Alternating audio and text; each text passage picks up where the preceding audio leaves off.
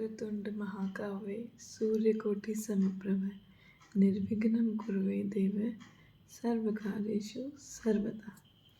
तो आज हम सुनेंगे विघ्नहर्ता गणेश जी के जन्म की कहानी। तो एक समय की बात है, राक्षसों का आतंक बहुत फैल गया था। तो देवतागण इस चीज़ से बहुत परेशान होकर भगवान शंकर के पास आए और उन्हें कहा कि अब आप ही हमारी रक्षा कर सकते हैं। तो भगवान शंकर कैलाश पर्वत से उनके साथ चल पड़े। माँ पार्वती जी स्नान के लिए जा रही थी, तो उनके दिमाग में एक विचार आया कि वैसे तो कैलाश पर कोई भी नहीं आ सकता है, पर अगर कोई आ गया तो उन्होंने अपने शरीर पे लगाए अपने उपटन को मेल के रूप में उतार कर उससे एक पुतले का निर्माण किया, एक बालक का पुतला, और उन्होंने अपनी शक्तियों से फिर उनमें जान फूंक दी और उन्हें नाम दिया गणेश। माँ पार्वती ने कहा कि पुत्र गणेश, मैं नहाने जा रही हूँ और तुम किसी को भी स्नान घर के भीतर मत आने देना। इस सब घटना के बाद महादेव वापस कैलाश पर्वत पर आए तो उन्होंने सोचा कि राक्षसों के श्रृंगार की वो ये बात सबसे पहले माँ पार्वती को बताएंगे कि उन्होंने कैसे देवताओं की मदद की राक्षसों का वध करके।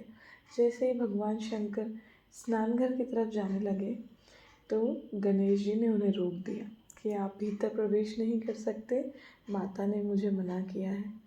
नंदी जी ने उन्हें बहुत समझाया कि बालक तुम हट मत करो, महादेव को भीतर जाने दो, पर गणेश जी ने यही कहा कि नहीं, मेरे लिए कर्तव्य सबसे ऊपर है, मैं अपनी माता की आज्ञा का उल्लंघन नहीं कर सकता। उनके बीच में बहुत बहस हुई, इतनी हुई कि युद्ध तक बात चली गई। देवतागण ऊपर बैठे बैठे ये सब देख रहे थे, तो इंद्रदेव, ब्रह्मा जी, वो समस्त देवता वहाँ आ गए कैलाश पर्वत पर। उन्होंने गणेश जी को बहुत समझाया, पर गणेश जी भी हट पर आ गए। उन्होंने शंकर भगवान को भीतर नहीं जाने दिया। तो भगवान शंकर को फिर बहुत क्रोध आया, और जब भगवान शंकर को क्रोध आता है तो फिर वो तांडव ही कर देते। भगवान शंकर ने क्रोध में अपने त्रिशूल से गणेश जी के सर को धड़ से अलग कर दिया, और उनका जो सर है वो मंगल ग्रह में जाकर गिरा। और फिर उनकी चीख सुनकर जब माँ पार्वती आई तो अपने पुत्र की ये हालत देखकर उनसे रहा नहीं गया। माँ पार्वती ने शंकर भगवान को बोला कि आप मेरे पुत्र को जीवित कीजिए, वरना मैं संसार में बहुत विघ्न कर दूंगी, मैं बहुत तांडव कर दूंगी, मैं अपने क्रोध को नहीं रोक पाऊंगी, आप मेरे पुत्र को जीवित कीजिए। भगवान शंकर ने कहा कि मेरी त्रिशूल से कटा हुआ सर मैं फिर से नहीं जोड़ सकता हूँ।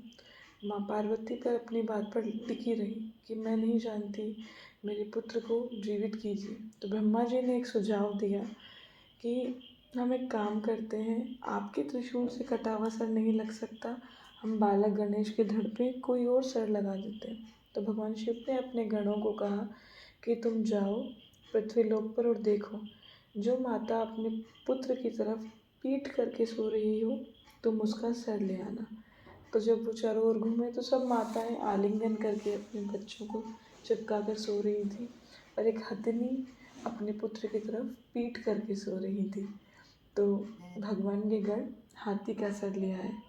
वो सर देखकर सब घबरा गए कि हाथी का सर।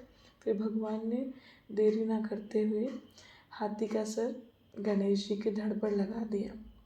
तो माँ पार्वती ने चिंतित होकर कहा कि ऐसे तो दुनिया मेरे पुत्र का मजाक उड़ाएगी, आपने उसके हाथी का सर लगा दिया। तो भगवान शंकर ने कहा, आप इसकी चिंता मत कीजिए, मैं इसे वरदान देता हूँ कि ये प्रथम पूज्य रहेंगे और कोई भी इनका मजाक नहीं उड़ाएगा। तो ऐसे हमारे विघ्नहर्ता, हमारे मंगलमय, हमारे मंगल करने गणेश जी का जन्म हुआ, और आज वो प्रथम पूज्य हैं। और आज गणेश चतुर्थी पर हम उन्हें हमारे घर लेकर आते हैं, पूजा पाठ करते हैं, हर्षोल्लास से ये 10 दिन का त्यौहार मनाते हैं। तो बोलिए गणपति बप्पा मोरिया। अगर ये कहानी आपको अच्छी लगी तो कमेंट में गणपति बप्पा मोरिया ज़रूर लिखिएगा। मेरे चैनल को लाइक शेयर और सब्सक्राइब कीजिएगा। ऐसी ही कहानियाँ और सुनने के लिए आप चैनल पर कमेंट करते रहिएगा। शुक्रिया। अगर कहानी में कोई त्रुटि हुई हो तो क्षमा कीजिए।